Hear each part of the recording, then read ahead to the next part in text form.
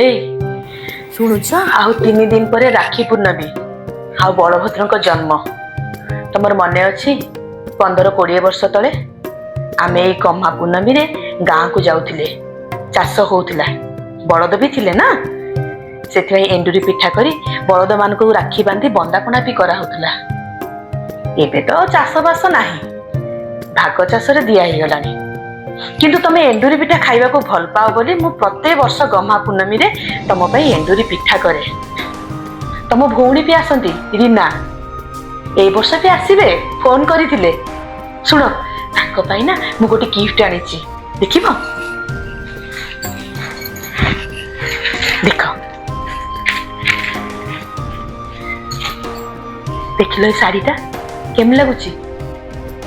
ତମେ ପୁରା ସବୁ ବର୍ଷ ଦିଅ ସେ ତମକୁ ରାକ୍ଷୀ ବାନ୍ଧିଲେ, ସେଥିପାଇଁ ଏ ବର୍ଷ ମୁଁ ନେଇ ଆସିଛି। ତମେ କେତେବେଳେ ଆସିବ କହିଲ? ମୁଁ ଚୁଡ଼ି ପିନ୍ଧିବାକୁ ଭଲ ପାଏ ବୋଲି ମୋ ଭାଇ ମୋ ପାଇଁ କେତେ ଚୁଡ଼ି ଆଣି ଦଉଥିଲା ଦେଖ। ପ୍ରତ୍ୟେକ ବର୍ଷ ରାକ୍ଷୀ ପୂର୍ଣ୍ଣମୀରେ ସେ ମୋ ପାଇଁ ଚୁଡ଼ି ଆଣିଦିଏ।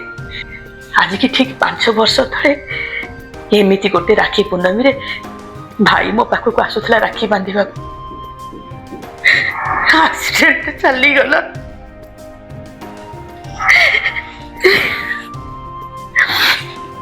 ତା ପରଠୁ ମୁଁ ଆଉ ରାକ୍ଷୀ ବାନ୍ଧୁନି। ଶୁଣ, ତମେ କିନ୍ତୁ ଆସିବ ହେଲା। ରୀନା ଆସିବେ ପରା, ନହେଲେ ମନ ଦୁଃଖ କରିବେନି। ମୁଁ ଏତେ ବାଟରୁ ଆସିଲି, ଭାଇ ଆସିଲାନି। ତମେ ଯେମିତି ହେଲେ ଆସିବ। ଶୁଣୁଛ, ତମେ କେବେ ଆସିବ? ଏ ଶୁଣୁଛ? ପ୍ରତି ରବିବାର ସନ୍ଧ୍ୟା 6ଟାରେ।